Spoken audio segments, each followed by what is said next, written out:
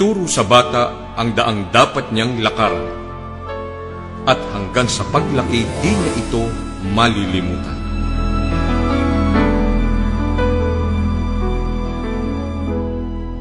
Mga magulang, huwag ninyong ibuyo sa paghihimagsik laban sa inyo ang inyong mga anak dahil sa malabis ninyong kahigpitan.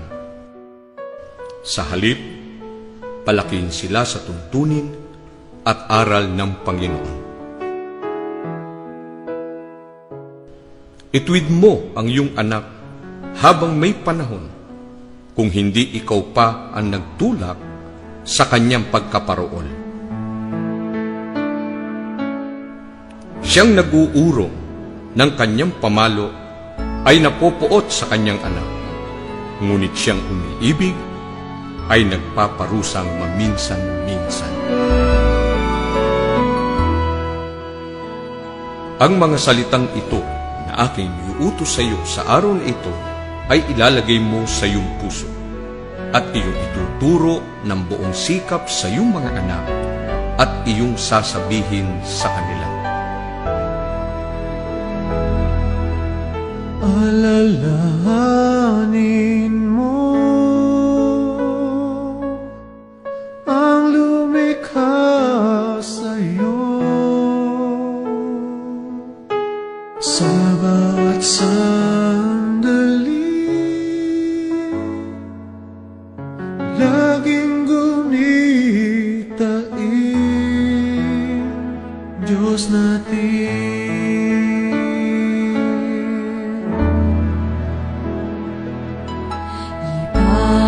Salamat,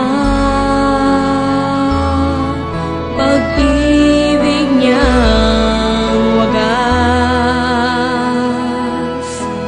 biyaya ng Ama na tinatamasa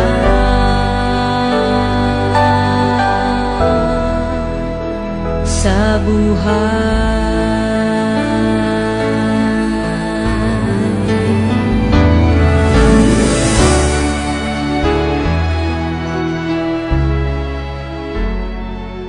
Anak ko, kung himuking ka ng mga makasalanan, huwag kang patutokso sa kanila. Kung sabihin nila, halika, sumama ka sa amin, mag-abang tayo ng magdaraan, sugatan natin ang makatuwaan nating mga walang malay. Sila'y sakmali natin ng buhay, tulad ng ginagawa ng libingan. Sakmali ng buo, tulad ng mga lumulusong sa hukay.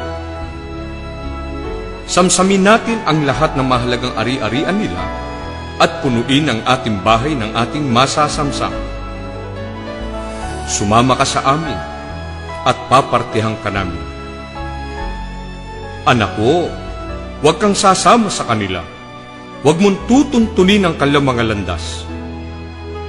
Ang mga taong ganyan ay nag-aabang sa sariling landugo. Sarili nila ang kanilang ipinapahamak. Ganyan na nagiging wakas ng mga naghahangad ng pakinabang sa pamamagitan ng masamang paraan. Ibinubulit sila sa sariling kamatayan.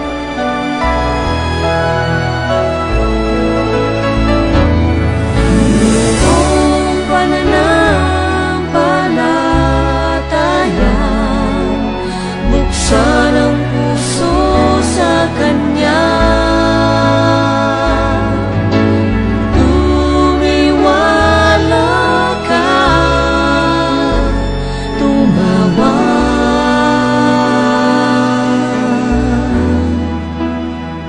Sa Kanya.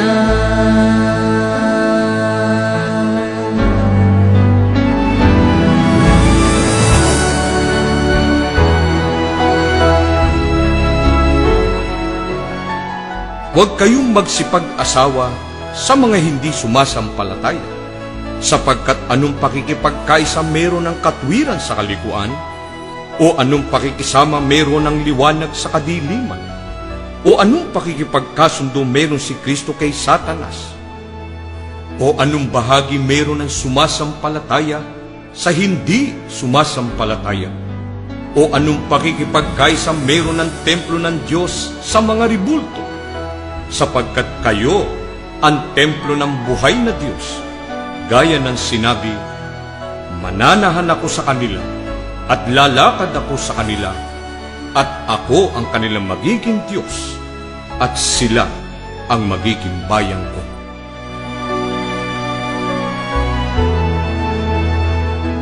Ulit-ulitin mo ang mga ito sa iyong mga anak. Manalig ka sa Diyos.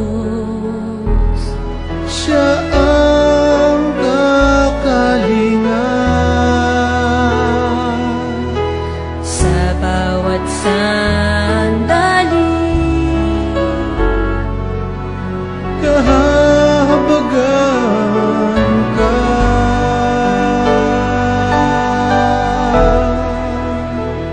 ng Ama.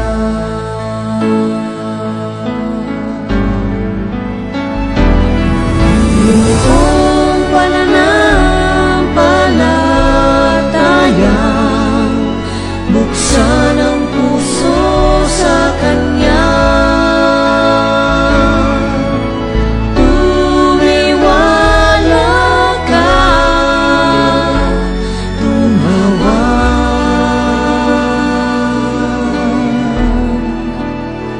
sa Kanya.